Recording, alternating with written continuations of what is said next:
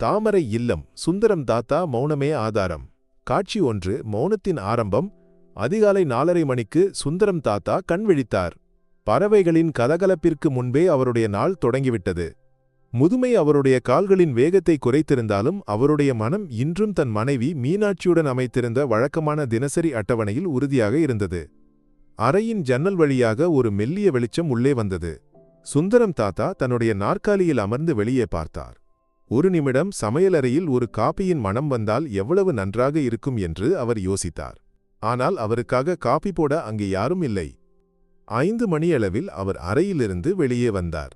தான் வெறுமனே நாற்காலியில் சாய்ந்திருந்தால் கூட மருமகள் பிரியாவுக்கு அது ஒரு பிரச்சனையாகத்தான் இருக்கும். அதனால் யாரையும் தொந்தரவு செய்யாமல் அவர் மெதுவாக சமையலறைக்குச் சென்றார். தண்ணீர் கொதிக்கும் மெல்லிய சத்தம் மட்டுமே அந்த அமைதியான வீட்டிற்கு உயிரூட்டியது. தனக்கான காஃபியை தயாரிக்கும்போது அவர் அறியாமலேயே மகன் ரமேஷ், பிரியா மற்றும் பேத்தி தீபா ஆகியோருக்காக 3 கோப்பைகளை எடுத்தார். ஒரு மெல்லிய புன்னகையுடன் அவர்களை நினைத்து அவர் காஃபி போட்டார். "உங்களுடைய காஃபி ரெடி, நான் என் அறைக்குப் போகிறேன்" என்று யாருக்கும் கேட்காதவாறு முணுமுணுத்துக்கொண்டு தாத்தா தன்னுடைய அறைக்கு சென்றார். காட்சி 2. நிழல் வேலைகள். சுந்தரம் தாத்தாவுக்கு சிறிய விஷயங்கள் கூட பெரிய மகிழ்ச்சியை அளிக்கும். தன்னுடைய பேத்தி தீபா பள்ளிக்குச் செல்லும் நாளில் அவருடைய சீருடையை அயர்ன் செய்வது அவருக்கு பிடித்தமான மகிழ்ச்சி. சத்தமில்லாமல் அயர்ன் பெட்டியை எடுத்து அதன் வெப்பநிலையை சரிசெய்து சுருக்கங்கள் இல்லாமல் அயர்ன் செய்வது ஒரு கலை போல அவர் கருதினார். ஒவ்வொரு சுருக்கமும் மறையும் போதும் தீபாவின் முகத்தில் வரும் சிரிப்பு போல அது அவருக்கு தோன்றியது. ரமேஷ் மற்றும் பிரியாவின் நாள் ஒரு போர் போலத்தான் தொடங்கும். காலையில் அலாரம் அடிக்கும்போது தொடங்கும் சண்டையும் கூச்சலும் அவர்களுக்கு சகிக்க முடியவில்லை. ரமேஷின் சட்டை அயன் செய்யப்படவில்லை என்றால் பிரியாவின் கோபம். தீபாவின் பள்ளிப்பையை தேடி அதிக நேரம் வீணாக்கினர். இந்த சத்தம் மற்றும் கூச்சலை கண்டபோது சுந்தரம் தாத்தா அறியாமல் சிரித்தார். தான் தனியாகச் செய்யும் விஷயங்கள் அவர்களுக்கு எவ்வளவு சிரமம் என்று நினைத்தார். "தாத்தா, நீங்கள் ஏன் இங்கே சும்மா உட்கார்ந்திருக்கிறீர்கள்?" என்று ஒரு நாள் பிரியா கேட்டாள். "நீங்கள் எங்களை சாதாரணமாக உதவினால் என்ன?" இந்த கேள்விக்கு சுந்தரம் தாத்தா எதுவும் சொல்லவில்லை. அவர் மனதில் நினைத்தார், "நான் சும்மா உட்கார்ந்து இருக்கிறேன் என்று யாரும் நினைக்க வேண்டாம். நான் செய்வது யாரும் பார்ப்பதில்லை." அவருடைய வாழ்க்கை ஒரு பெரிய சுமையாக இருந்தது. யாருடைய உதவியும் இல்லாமல் எல்லாவற்றையும் தனியாகச் செய்யும் சுமை. அவர் யாருடைய கண்ணிலும் பட விரும்பவில்லை. ஒரு சிறிய மனிதனைப் போல இந்த வீட்டில் அவருக்கு சொந்தமாக ஒரு இடமில்லை. காட்சி 3. மீனாட்சியின் நினைவுகள். இரவு தாமதமான போது வீடு அமைதியானது. எல்லா சத்தங்களும் நின்றபோது சுந்தரம் தாத்தா தன்னுடைய அறைக்கு திரும்பினார். அறையில் உள்ள சிறிய மேஜையின் மேல் சிரித்த முகத்துடன் மீனாட்சியின் ஒரு புகைப்படச் சட்டம் வைக்கப்பட்டிருந்தது. அந்த வீட்டின் ஒவ்வொரு மூலையிலும் மீனாட்சியின் நினைவுகள் நிறைந்திருந்தன. அவர்களுடைய சிரிப்பு சமையலின் மனமெல்லிய கைகளால் வீட்டில் உள்ள பொருட்களை அடுக்க வைத்திருந்த விதம் எல்லாம் இன்றும் அவருடைய மனதில் உள்ளது. சுந்தரம் தாத்தா அந்த புகைப்படச் சட்டத்தை கையில் எடுத்தார். மீனாட்சியின் கண்களில் உள்ள ஒளி இன்றும் அவருடைய இதயத்தில் ஒரு ஈரத்தன்மையாய் படர்ந்தது. "மீனாட்சி, நீ இருந்திருந்தால் என்னை புரிந்து கொள்ள ஒருவராவது இருந்திருப்பார்களே." அவருடைய வார்த்தைகள் சுவர்களில் பட்டு பிரதிபலிக்கவில்லை. ஏனென்றால் அவை மனதிலிருந்து வெளியே வருவதற்கு முன்பே கண்களின் வழியாக கண்ணீராக வழிந்தன. "நான் இங்கே ஒரு சுமையாக மாறுகிறேனா?" என்று அவர் புகைப்படத்தை பார்த்து கேட்டார். "இவர்களுக்கு நான் இங்கே தேவையில்லை என்று தோன்றுகிறது. நான் சும்மா உட்கார்ந்து இருக்கிறேன், பிரயோஜனம் இல்லாதவன் என்று எல்லாம் சொல்கிறார்கள்." அவர் தன்னுடைய விரல்களால் புகைப்படத்தை மெதுவாக தொட்டார். "உனக்கு தெரியுமே எனக்கு யாரையும் தொந்தரவு செய்வது பிடிக்காது என்று. என்னுடைய எல்லா விஷயங்களையும் நான் தனியாகச் செய்ய முயற்சிப்பேன். ஆனால் இதை இவர்கள் யாரும் புரிந்து கொள்ளவில்லை. நீ இருந்தபோது எனக்கு ஒரு துணை இருந்தது. நாம் இருவரும் மட்டுமே இருந்திருந்தாலும் நம்முடைய உலகம் எவ்வளவு பெரியதாக இருந்தது." மீனாட்சியுடனான பழைய காலத்து சிறிய விஷயங்கள் கூட அவருக்கு நினைவுக்கு வந்தன. மீனாட்சியின் பாட்டு, மழை பெய்யும்போது அவர்கள் ஒன்றாக காஃபி குடித்தது, பள்ளி விடுமுறைக்கு குழந்தைகள் வீட்டிற்கு வரும்போது சமைத்த உணவுகள். ஒவ்வொரு நினைவும் ஒரு காயமாக அவருடைய இதயத்தை வேட்டையாடியது. "இந்த வீட்டை நான் மட்டும் கட்டவில்லை, நீயும் இருந்தாய்" என்று அவர் மனதில் கூறினார். "நாம் இருவரும் சேர்ந்து உருவாக்கிய இந்த வீட்டில் இன்று நான் தனியாக இருக்கிறேன்." சுந்தரம் தாத்தாவின் கண்கள் மீனாட்சியின் புகைப்படத்தை பார்த்தன. அங்கே மகிழ்ச்சியும் சமாதானமும் நிறைந்திருந்தது. ஆனால் இன்று அவருடைய கண்களில் அந்த 2 உணர்வுகளும் இல்லை. மாறாக சூனியம் மட்டுமே. அவருடைய உள்ளே இருந்த வேதனையையும் தனிமையையும் வெளியே யாருக்கும் தெரியாமல் அவர் அந்த இரவில் தன்னுடைய அறையில் அமைதியாக அழுதார். அது யாரும் காணாத ஒரு காட்சியாக இருந்தது. காட்சி 4. நிழலில் மறைந்த உண்மைகள். விடியற்காலையில் சூரியன் உதிப்பதற்கு முன்பே சுந்தரம் தாத்தா தன்னுடைய நிழல் வேலைகளை தொடங்கினார். வீட்டில் உள்ள மற்றவர்களுக்கு இது தெரியாமல் போனது. அவர்களுடைய பரபரப்பான வாழ்க்கையில் சுந்தரம் தாத்தா செய்வது அவர்கள் கவனிக்கவே இல்லை. சமையலறையின் அடுப்பின் மெல்லிய சத்தம் அவருடைய தினசரி வழக்கத்திற்கு தொடக்கமிட்டது. முதலில் ரமேஷ் மற்றும் பிரியாவுக்கான காஃபியை தயாரித்தார். அவர்கள் கண் விழிப்பதற்கு முன்பே டைனிங் டேபிளில் வைத்தார். ரமேஷ் எப்போதும் கேட்பார், யார் காலையில் காஃபி போடுவது? ஆனால் பிரியாவுக்கு அது அவர்களுடைய வேலைக்காரன் செய்வது போல தோன்றியது. அதன் பிறகு தீபாவின் பள்ளிப்பையை தயார் செய்தார். காலையில் அவளுடைய அம்மா அதை பார்த்தால் தாத்தா அதை செய்யவில்லை என்று சொல்லுவார்கள். அதனால் சுந்தரம் தாத்தா அதை சத்தமில்லாமல் செய்வார். ஒவ்வொரு புத்தகமும் பென்சிலும் அவர் சரியாக அடுக்கி வைத்தார். தீபாவின் சீருடையை அயன் செய்து சுருக்கங்கள் இல்லாமல் வைத்தார். அதன் ஒவ்வொரு மடிப்பிலும் தாத்தாவின் பாசம் இருந்தது. தன்னுடைய பேத்திக்காக செய்யும் இந்த சிறிய விஷயங்கள் அவருக்கு பெரிய மகிழ்ச்சியை கொடுத்தன. அதுபோல தாத்தா வீட்டில் உள்ள மற்ற சிறிய விஷயங்களையும் செய்வார். பாத்திரங்களை கழுவி சுத்தம் செய்வது, வீட்டின் முன்பகுதியை துடைப்பது, செடிகளுக்கு தண்ணீர் ஊற்றுவது. யாரும் கவனிக்காத இந்த வேலைகள் அவருக்கு சொந்த விருப்பத்திலிருந்து செய்வதாகும். தாத்தா, என்ன இங்கே சும்மா உட்கார்ந்திருக்கிறீர்கள்? பிரியாவின் வழக்கமான கேள்வி. நான் இங்கு சும்மா உட்கார்ந்து இருக்கவில்லை. நான் இந்த வீட்டை கவனித்துக் கொண்டிருக்கிறேன், சுந்தரம் தாத்தா மனதில் கூறினார். ஒருமுறை ரமேஷ் அவருடைய பரபரப்பான வேலை காரணமாக வீட்டு வேலைக்காரர்களை கவனிக்க மறந்துவிட்டார். பிரியா அவரை பார்த்து கோபப்பட்டாள், நீங்கள் ஒரு பிரயோஜனம் இல்லாதவர். அந்த வார்த்தைகள் சுந்தரம் தாத்தாவின் இதயத்தில் ஒரு வலியாக நிலைத்தது. காட்சி 5. ரகசிய கேமரா. பிரியாவின் மனது கலங்கியிருந்தது. ஒரு சாதாரண இல்லத்தரசியாக இருந்த பிரியாதனுடைய வாழ்க்கையை சமூக வலைத்தளங்களில் உள்ள லைக்குகள் மற்றும் கமெண்டுகளுக்காக வாழ்ந்து வந்தாள். சொந்த வாழ்க்கையை மற்றவர்களுக்கு முன் மிகவும் சிறப்பாக சமர்ப்பிக்க அவள் முயற்சி செய்தாள். ரமேஷுடன் உள்ள ஒரு புகைப்படத்தை பதிவிட்டாள் லவ்பேர்ட்ஸ். தீபாவுடன் உள்ள ஒரு புகைப்படத்தை பதிவிட்டாள் சூப்பர் மாம். இந்த அங்கீகாரங்கள் அவளுக்கு பெரிய மகிழ்ச்சியை கொடுத்தன. ஆனால் சொந்த வீட்டில் உள்ள மகிழ்ச்சி யாரும் பார்ப்பதில்லை என்று அவளுக்கு தோன்றியது. ஒரு நாள் பிரியா தன்னுடைய தோழியுடன் பேசிக் கொண்டிருந்தாள். அவள் சொந்த வீட்டில் வைத்த சிசிடிவி கேமராவை பற்றி பிரியாவிடம் சொன்னாள். உங்களுக்கு ஒருவேளை உங்களுடைய வீட்டில் என்ன நடக்கிறது என்று தெரிந்து கொள்ளலாமே என்று அவள் சொன்னாள். இதை கேட்டபோது பிரியா ஒரு நிமிடம் யோசித்தாள். அவளுக்கும் வீட்டில் ஒரு சிசிடிவி கேமரா வைக்க ஆசை வந்தது. இது ஒரு நல்ல விஷயம், பிரியா மனதில் சொன்னாள். என்னுடைய வீட்டில் என்ன நடக்கிறது என்று என்னால் பார்க்க முடியும். யாருக்கும் தெரியாமல் பிரியா வீட்டிற்குள் ஒரு சிசிடிவி கேமராவை வைத்தாள். ஆரம்பத்தில் அவளுக்கு பெரிய உற்சாகம் இருந்தது. சொந்த வீட்டில் உள்ள விஷயங்களை ரகசியமாக பார்ப்பது ஒரு விளையாட்டு விளையாடுவது போல அவளுக்கு தோன்றியது. முதல் நாட்களில் பிரியா கண்ட விஷயங்கள் அவளை ஆச்சரியப்படுத்தியது. காலையில் கண் விழித்து வரும்போது டைனிங் டேபிளில் இருக்கும் காஃபி தான் அறியாமல் யார் போடுவது என்று அவள் நினைத்தாள். சிசிடிவி காட்சிகளை பார்த்தபோது அவள் கண்டது அதிகாலையில் எழுந்து சமையலறையில் வேலை செய்யும் சுந்தரம் தாத்தாவை. தான் தூங்கிக் கொண்டிருக்கும் நேரத்திலும் அவர் இந்த வீட்டில் தூங்காமல் இருப்பதற்கான காரணம் அவளுக்கு புரிந்தது. தாத்தா, நீங்கள் ஏன் இங்கே சும்மா உட்கார்ந்திருக்கிறீர்கள் என்று அவள் கேட்டபோதெல்லாம் அவர் நினைத்ததுதான் செய்வது எதுவும் அவர்கள் பார்ப்பதில்லையே என்றுதான். பிரியாவின் மனதில் ஒரு பெரிய மாற்றத்தை கொண்டுவர இந்த காட்சிக்கு முடிந்தது. காட்சி 6. மனமாற்றத்தின் கண்ணீர். ஒரு நாள் அவள் கேமரா வழியாக கண்டது ஒரு அதிர்ச்சியான காட்சியாகும். அதிகாலையில் எழுந்துவிட்டு வேலைகளை செய்த பிறகு சுந்தரம் தாத்தா தன்னுடைய அறையில் தனியாக உட்கார்ந்து அழுது கொண்டிருந்தார். மீனாட்சினி இருந்திருந்தால் என்னை புரிந்து கொள்ள ஒருவராவது இருந்திருப்பார்களே. அவருடைய வார்த்தைகள் சுவர்களில் பட்டு பிரதிபலித்தன. இந்த காட்சியை கண்டபோது பிரியாவின் இதயம் வலித்தது. தான் எப்போதும் காயப்படுத்திய இந்த மனிதர் உள்ளே எவ்வளவு தனிமையை அனுபவிக்கிறார் என்று அவளுக்கு புரிந்தது. அவளுடைய செயல்களின் மூலம் அன்பையும் மரியாதையையும் வெளிப்படுத்தத் தொடங்கினாள். பிரியாவின் இதயத்தில் சுந்தரம் தாத்தா ஏற்படுத்திய வலி ஒரு பெரிய கடலாக மாறியது. அவளால் குற்ற உணர்வை சகித்து கொள்ள முடியவில்லை. தான் எப்போதும் காயப்படுத்திய இந்த மனிதர் எவ்வளவு தனிமையை அனுபவிக்கிறார் என்று அவள் புரிந்து கொண்டாள். வார்த்தைகளின் மூலம் மன்னிப்பு கேட்க அவளால் முடியவில்லை. ஆனால் அவள் தன்னுடைய செயல்களின் மூலம் அன்பையும் மரியாதையையும் வெளிப்படுத்தத் தொடங்கினாள். முதல் மாற்றம் தீபாவிடம்தான் காணப்பட்டது. பிரியா தீபாவை சுந்தரம் தாத்தாவிடம் நன்றி சொல்ல கற்றுக் கொடுத்தாள். தாத்தா காபிக்கு நன்றி, சீருடைக்கு நன்றி என்று தீபா சொல்லும்போது சுந்தரம் தாத்தா ஆச்சரியப்பட்டார். தன்னுடைய செயல்கள் யாரும் கவனிக்கவில்லை என்று நினைத்த அவருக்கு இது பெரிய மகிழ்ச்சியை கொடுத்தது. ஒரு நாள் சுந்தரம் தாத்தாவுக்கு சிறிய உடல்நலப் பிரச்சினை ஏற்பட்டது. அவர் மகனையோ மருமகளையோ தொந்தரவு செய்யாமல் தனியாக மருத்துவரை அழைத்தார். மருத்துவமனைக்கு சென்றபோது அவர் தன்னுடைய வலியை யாரிடமும் சொல்ல விரும்பவில்லை.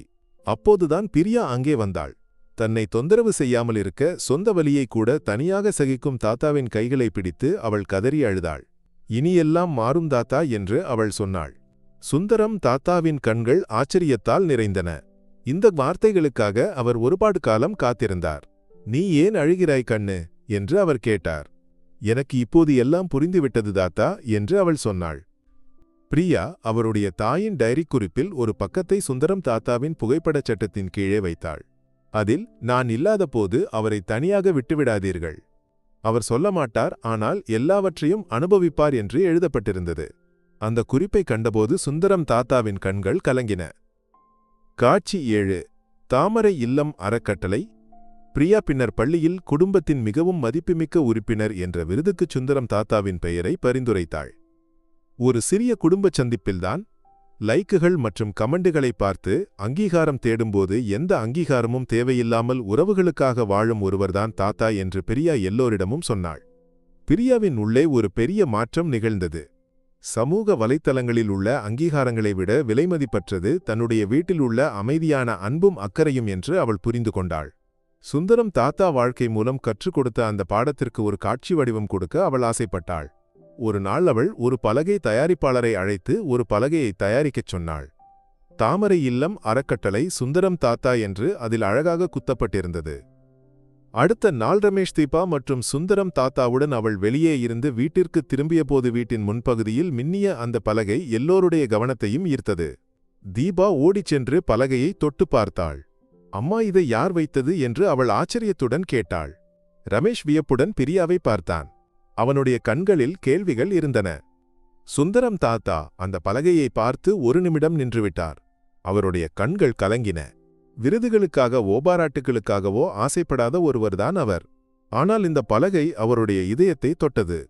பிரியா சுந்தரம் தாத்தாவின் அருகில் சென்று அவருடைய கைகளை பிடித்தாள். தாத்தா, நான் இந்த பலகையை வைத்தது இந்த வீட்டின் அடித்தளத்தைப் பற்றி எல்லோருக்கும் நினைவூட்டுவதற்காகத்தான். நாம் வெளியே பார்க்கும் அழகான வீட்டின் அடித்தளம் யாரும் பார்க்காதது, ஆனால் மிகவும் முக்கியமானது. அது நீங்கள்தான். இந்த வீட்டின் எல்லா மகிழ்ச்சிக்கும் அன்புக்கும் அடித்தளம். அந்த நிமிடம் சுந்தரம் தாத்தாவின் கண்களிலிருந்து ஒரு துளி கண்ணீர் கீழே விழுந்தது. அவர் அதை மறைக்க முயற்சி செய்யவில்லை. பல ஆண்டுகளாக இதயத்தில் வைத்திருந்த வேதனையும் தனிமையும் அந்த வார்த்தைகளில் கரைந்து போனது. அவர் தன்னுடைய மருமகளை அணைத்துக் கொண்டார். நன்றி கண்ண என்று அவர் கரகரத்த குரலில் சொன்னார். பிரியாவின் உள்ளே இருந்த மாற்றம் அந்த வீட்டின் சூழ்நிலையையே மாற்றிவிட்டது.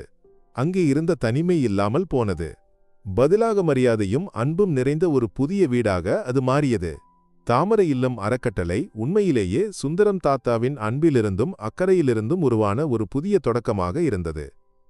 காட்சி 8. அடுத்த தலைமுறை. தாமரை இல்லத்தின் முன் நிறுவப்பட்ட பலகை பிரியா மற்றும் சுந்தரம் தாத்தாவின் மட்டுமல்ல, ரமேஷ் மற்றும் தீபாவின் இதயங்களிலும் ஒரு புதிய அத்தியாயத்தை தொடங்கியது.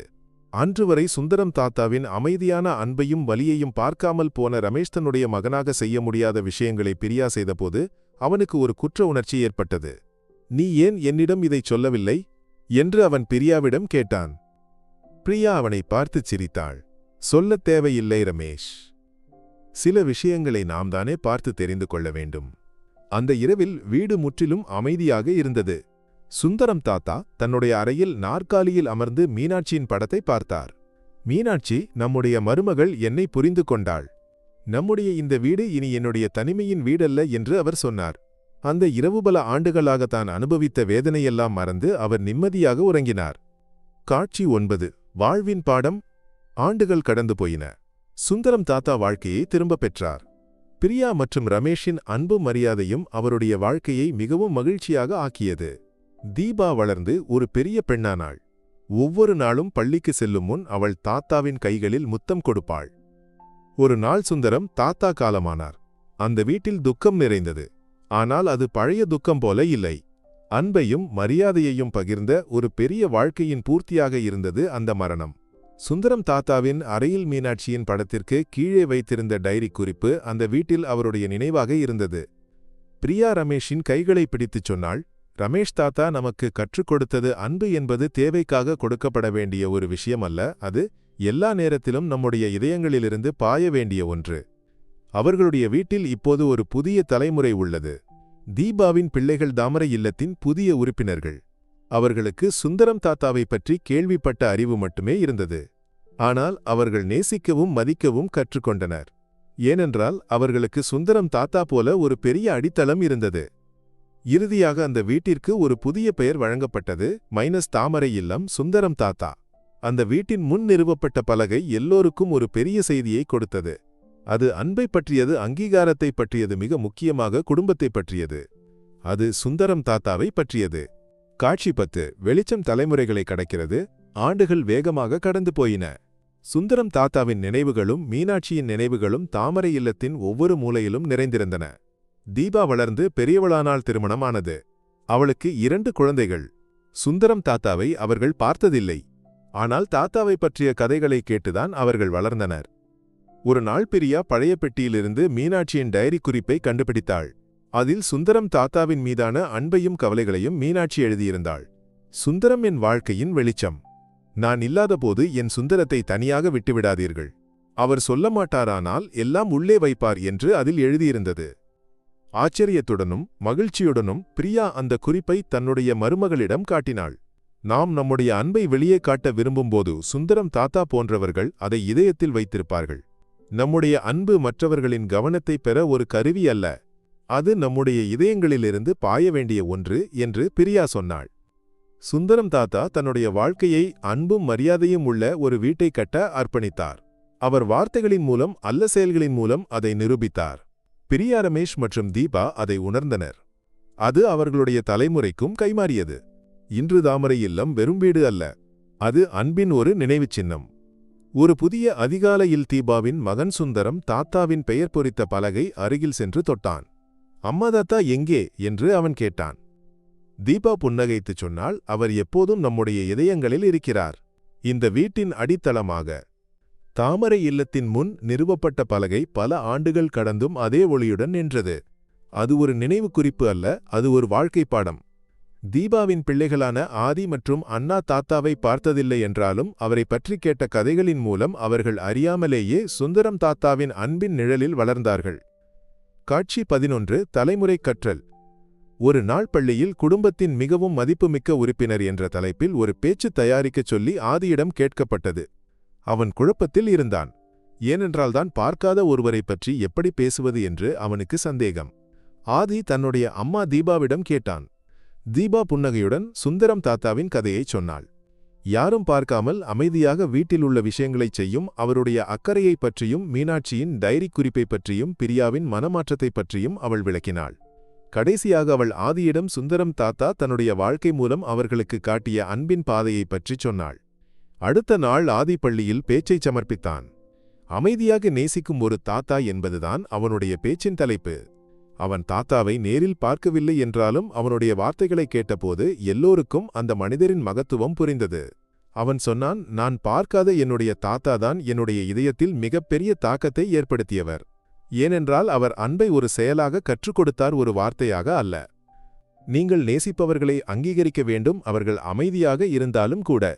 ஏனென்றால் நம்முடைய வாழ்க்கையில் சிலர் அடித்தளம் போல இருக்கிறார்கள்.